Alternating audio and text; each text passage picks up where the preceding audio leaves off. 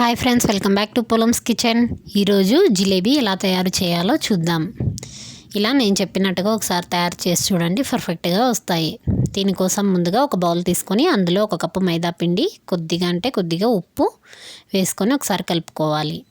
ఇలా కలుపుకున్న తర్వాత వాటర్ని కొద్దిగా యాడ్ చేసుకుంటూ బ్యాటర్ని ప్రిపేర్ చేసుకోవాలి. కన్సిస్టెన్సీ అనేది ఇక్కడ చూపిస్తున్న విధంగా ఇలా ఉండాలి. ఇలా కలుపుకున్న తర్వాత దీన్ని 1 గంట పాటు రెస్ట్ చేసుకోవాలి. ఇప్పుడు స్టవ్ ఆన్ చేసి ఒక గిన్నెని పెట్టుకొని అందులో 3/4 కప్ పంచదార, అలానే 1/2 కప్పు వాటర్ని వేసుకొని ఈ పంచదార మొత్తం కరిగేంత వరకు కంటిన్యూస్గా కలుపుకుంటూ కరిగించుకోవాలి.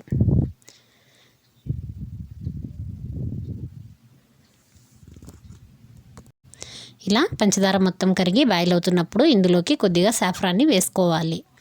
లేదంటే మీ దగ్గర ఫుడ్ కలర్ ఉన్న ఫుడ్ కలర్నైనా కొద్దిగా యాడ్ చేసుకోండి. సాఫ్రాన్ని వేసుకోవడం వల్ల ఇది కలర్ అనేది కొంచెం చేంజ్ అవుతుంది. మరొక 5 నిమిషాల పాటు బాయిల్ చేసుకోవాలి.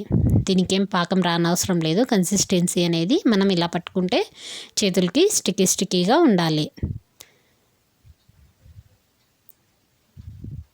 ఇలా ఒకసారి చెక్ చేసుకుంటే స్టిక్కీగా ఉంటే ఇప్పుడు ఇందులోకి కొద్దిగా నిమ్మరసాన్ని యాడ్ చేసుకోవాలి. ఒక 2-3 డ్రాపులంతా నిమ్మరసాన్ని యాడ్ చేసుకొని దీన్నంతా ఒకసారి బాగా కలుపుకోవాలి.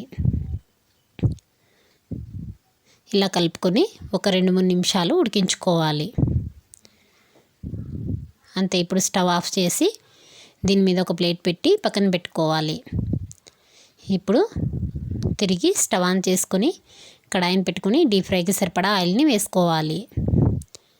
ఇక్కడ మనకు ఆయిల్ హీట్ అయ్యేలోపు మనం తీసుకున్న బ్యాటర్ని ఇలా ఒక పాల ప్యాకెట్ తీసుకొని పూర్తిగా పైన కట్ చేసుకొని ఈ బ్యాటర్ని ఒకసారి మిక్స్ చేసుకొని ఇదంతా ఇందులోకి వేసుకోవాలి.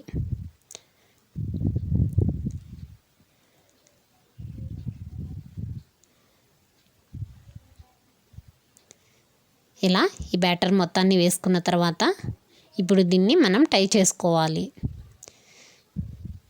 అలా ఎడ్జెస్ని నీట్గా తీసుకొని ఒక బ్యాండ్తో గట్టిగా టై చేసుకోవాలి. బ్యాటర్ అనేది బయటికి రాకుండా నీట్గా టై చేసుకొని తీసుకోవాలి.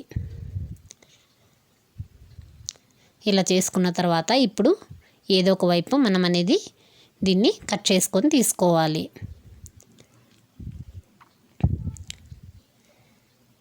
మరీ పెద్దగా కాకుండా మీడియం సైజుగా ఇక్కడ నేను చేస్తున్నాను, అందుకే కొద్దిగా కట్ చేశాను. మీరు ఇంకొంచెం చిన్నగా కావాలన్నా కూడా ఇంకొంచెం చిన్నగా అయినా కూడా చేసుకోవచ్చు. ఆయిల్ బాగా వేడి అయిన తర్వాత స్టవ్ని మీడియం ఫ్లేమ్లో అడ్జస్ట్ చేసుకొని ఇక్కడ చూపిస్తున్న విధంగా ఇలా జిలేబీలని తయారు చేసుకోవాలి.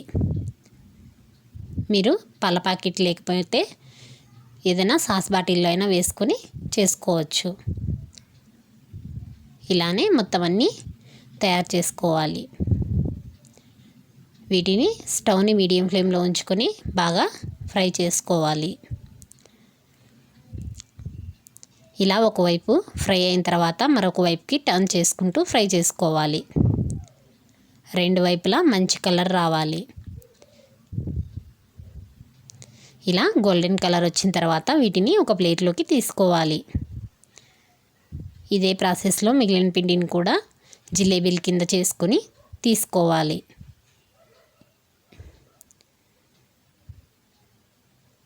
ఇలా మొత్తం అన్నీ తయారు చేసుకున్న తర్వాత వీటన్నిటిని ఇప్పుడు పంచదార పాకంలో యాడ్ చేసుకోవాలి. ఇక్కడ పంచదార పాకం అనేది గోరువెచ్చగా ఉంటే సరిపోతుంది.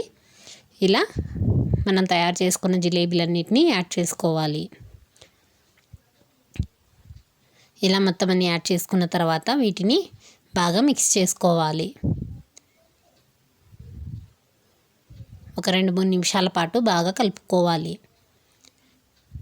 ఇలా కలుపుకోవడం వల్ల ఈ జిలేబీలకు పాకం అనేది బాగా పడుతుంది. ఇలా నేను చూపించిన ఈ టిప్స్తో జిలేబీలు తయారు చేసి చూడండి, పర్ఫెక్ట్గా వస్తాయి. ఖచ్చితంగా ట్రై చేసి చూడండి. నేను ఇక్కడ ఫుడ్ కలర్ అనేది యూజ్ చేయలేదు. మీరు కావాలంటే ఫుడ్ కలర్ కూడా కొద్దిగా యాడ్ చేసుకోవచ్చు. ఇలా మొత్తం అంతా కలుపుకున్న తర్వాత దీని మీద ఒక ప్లేట్ని పెట్టి ఒక 5 నిమిషాల పాటు వదిలేయాలి. ఒక 5 నిమిషాల తర్వాత ఇలా ప్లేట్ తీసి చెక్ చేసుకుంటే ఒకసారి కలుపుకొని ఈ జిలేబీలకి అనేది పాకం పర్ఫెక్ట్గా పట్టి ఉంటుంది. మీకు క్రిస్పీగా కావాలంటే ఒక 5 నిమిషాల తర్వాత తీసేసుకోండి. సాఫ్ట్గా కావాలనే వాళ్ళు మరొక 3-4 నిమిషాల వరకు అలానే ఉంచాలి. అంతే, ఒక సర్వింగ్ ప్లేట్లోకి తీసుకొని సర్వ్ చేసుకుంటే ఎంతో టేస్టీగా ఉండే జిలేబీలు రెడీ. తప్పకుండా ట్రై చేయండి, ఇంట్లో అందరికీ నచ్చుతాయి. Thank you for watching friends. Please subscribe to my channel Polam's kitchen.